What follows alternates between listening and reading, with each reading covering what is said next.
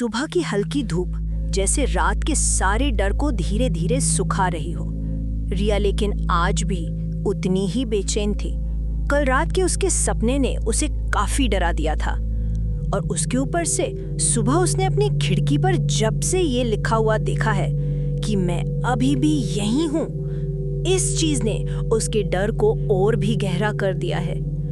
वो याद उसके मन में ऐसे अटकी थी जैसे हवा में कहीं कोई अनकहा वाक्य रुक गया हो। और अब वो यही सोच रही है कि कल जो सपना देखा था क्या वो सब सच था। ये सोचकर वो एक बार फिर डर गई, लेकिन उसे कॉलेज जाना ही था। कॉलेज का दिन, लेकिन मन कहीं और। कैंपस में रिया के दोस्त पहले से बैठे थे। अर्पित जो बेवजह हंसता रहता था, और सोहम जो हर खतरे में एडवेंचर ढूंढता था, और नेहा जो सिंपल और शांत थी। अर्पित ने रिया को देखते ही कहा, लगता है कल रात को फिर नींद पूरी नहीं हुई। रिया हल्के से मुस्कुराई, लेकिन आंखों के नीचे का डर छिपा नहीं।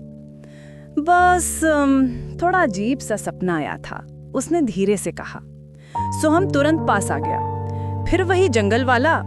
रिया ने हाँ में सिर हिलाया। अर्पित बोला, अरे यार, तो हर चीज को इतना सीरियसली लेती है। जंगल है, रास्ते हैं, हवा है, बस ये इमेजिनेशन प्लेइंग ट्रिक्स हमारे सामने नहीं चलेंगे। रिया कुछ बोलने ही वाली थी कि उसकी नजर क्लासरूम की खिड़की पर पड़ी। खिड़की के बाहर कुछ अंधेरा लटका हुआ सा दिखा, जैसे कोई काले कपड़े में खड़ा हो, पर पलक झपकते ही वो गायब। रिया, सब ठीक? सोहम ने पूछा। हाँ, शायद रोशनी का खेल है, वो खुद को ही समझा रही थी। शाम के होते होते कॉलेज खाली होने लगा। रिया के दोस्तों ने कहा, चल आज हम चलेंगे तेरे साथ जंगल तक, लेकिन रिया ने मना कर दिया। तुम लोग मत आओ, मैं ठीक हूँ। असल में वो किसी को इस सब में परेशान करना नहीं चाहती थी। जंगल का रास्ता जैसे दिन के उजाले में मासूम सा दिखने वाले मंच का दूसरा चेहरा था। शाम होते ही हर पेड़ का साया एक लंबी उंगली की तरह हवा में लटक जाता। हवा तेज थी, पत्तों का शोर ऐसा जैसे कोई धीरे से फुसफुसा रहा हो। रिया अपने बैग के स्ट्रैप को और कसकर पकड़े चली जा रही थी। कुछ दूर चलने के बाद उसे फिर वही एहसास हुआ। कदमों की आवाज, उसके अपने कदमों से आधा सेकंड पीछे, एकदम सटीक, जैसे कोई उसकी चाल कॉपी कर रहा हो। रिया ने हिम्मत की, सांस रोकी और अचानक पीछे मुड़कर देखा। कुछ नहीं, सिर्फ पेड़, सिर्फ धुंध और दूर तक फैला हुआ अजीब सा खालीपन। फिर भी आवाज अभी भी कानों में तैर रही थी। रिया तेजी से चलकर घर पहुंच गई।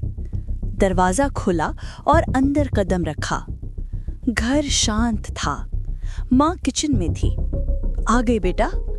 उनकी आवाज हमेशा की तरह नरम थी।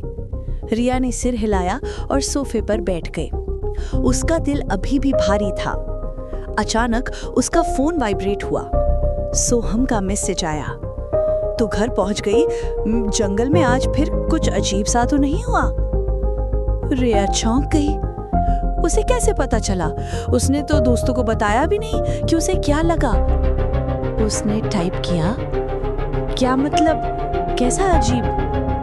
रिप्लाई तुरंत आ गया। ऐसा लगा जैसे जंगल में कोई हम सबको देख रहा हो। सेशन के बाद जब हम निकले तब भी। रिया का गला सूख गया। मतलब सिर्फ वो ही नहीं, कोई और भी उस एहसास को महसूस कर रहा था।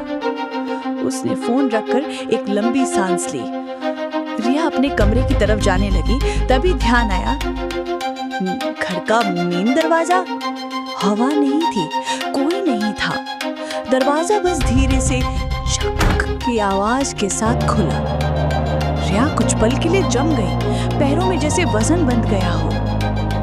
दरवाजे के बाहर अंधेरे में सीढ़ियों के नीचे एक लंबी झुकी हुई काली आकृति खड़ी थी, लेकिन इस बार उसकी 2 आंखें हल्के नीले रंग में चमक रही थीं। रिया ने चीखने की कोशिश की, लेकिन उसकी आवाज गले में ही अटक गई। अचानक अगले ही पल वो आकृति एक झटके में गायब।